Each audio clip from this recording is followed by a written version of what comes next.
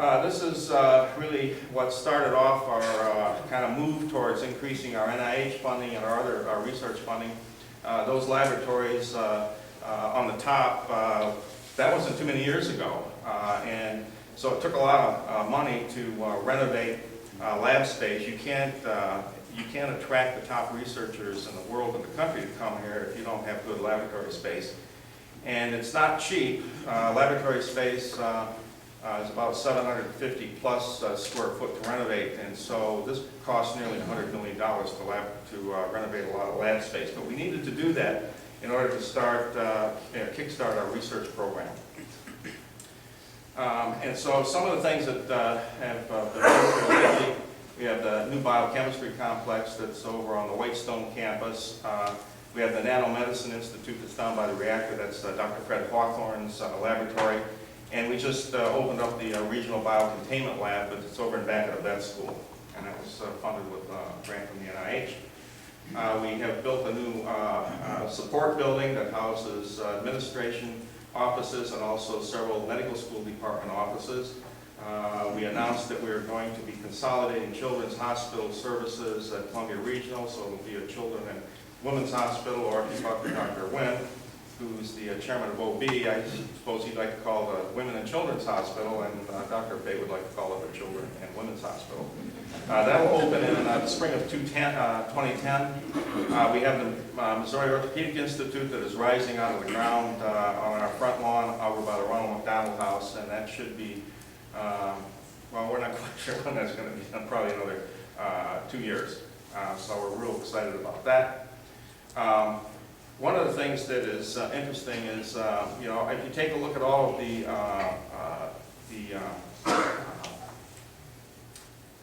money that we have gotten from patents, 9 out of the top 10 awards in the history of the University of Missouri are from the medical school.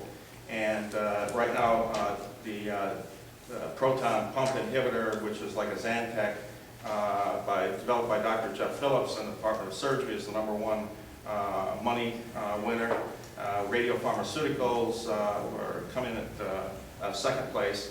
What I take a couple of seconds here to talk about translational research when we were talking about ADC labs and the pipeline for drugs. This is a very unique university. There is only one university in the country, and maybe the world, that has a nursing school, a medical school, a vet school, a medical school, a cancer center, and a nuclear reactor. And so there's all kinds of things that we can do here. I just want to tell you, Ceratec is a brain imaging agent, and that was developed when I came here 22 years ago. Quadramet is probably about 15 years ago. And this one from the bench, this is pure translational research. This started as an experiment on a bench. One of the problems in medicine is patients with certain types of cancer have metastasis to their bones. Breast cancer would be probably #1, and prostate cancer would probably be the second most common one. Well, if you have scattered metastasis all over the body, it's pretty hard to treat them with radiation therapy. So you have to inject a drug that goes systemically to all of these metastases to the bone. And they're very painful, causes patients a lot of pain.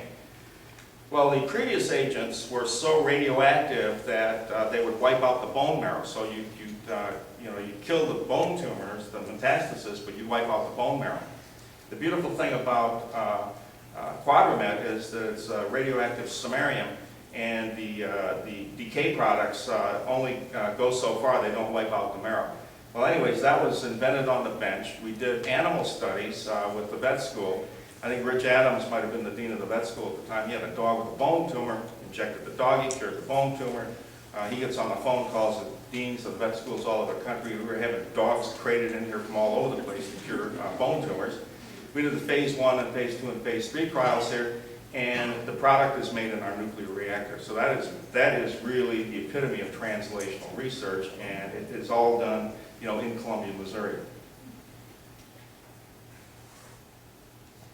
Here's one of our stars in radiology. I'm talking a lot about radiology because it's what I'm familiar with. I was chairman of the department for 18.5 years.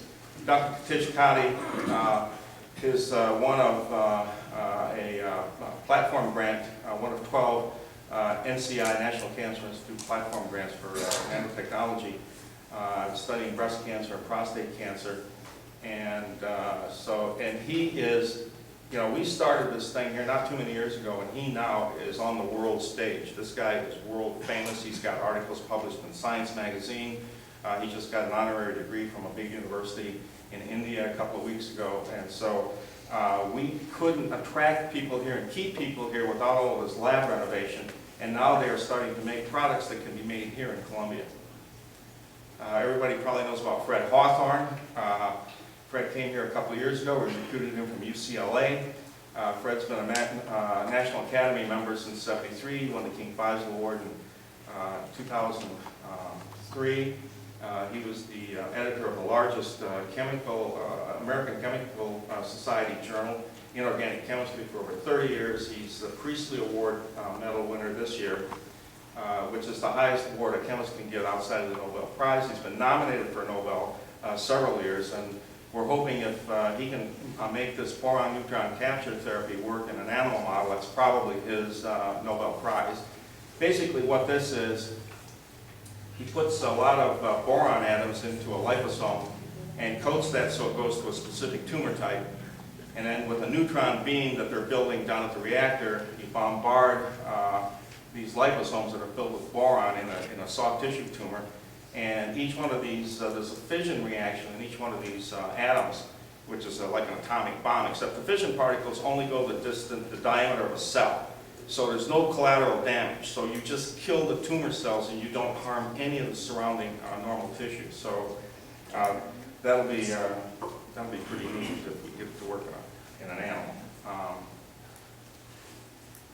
We have some other things. Dr. Ramshaw in surgery has developed a mesh for hernia repairs that is stronger than anything out there on the market.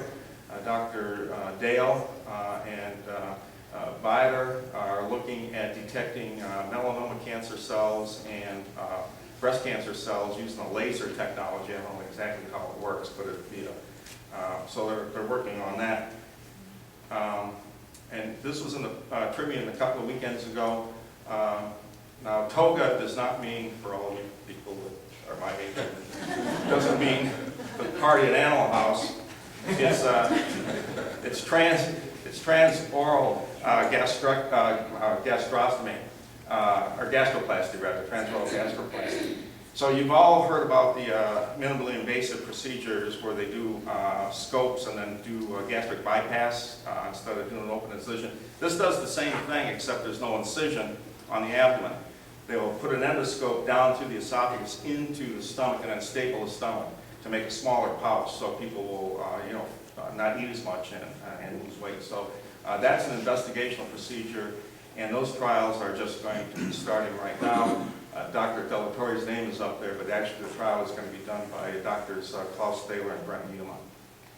And so the last slide to kind of bring this all together, which is kind of ties in the ABC Lab presentation, is this CTSA grant, which is translational research, and we've got a grant in. They're going to fund about 48 to 60, we don't know the exact number. 125 medical schools are competing for these, and if we get one of these, we'll be in pretty solid with NIH for going into the future. So we're really hopeful that we're going to get a good score on this and get the grant. So I'm done a couple of seconds early, and happy to answer any questions if anybody has any. Thanks, Bob.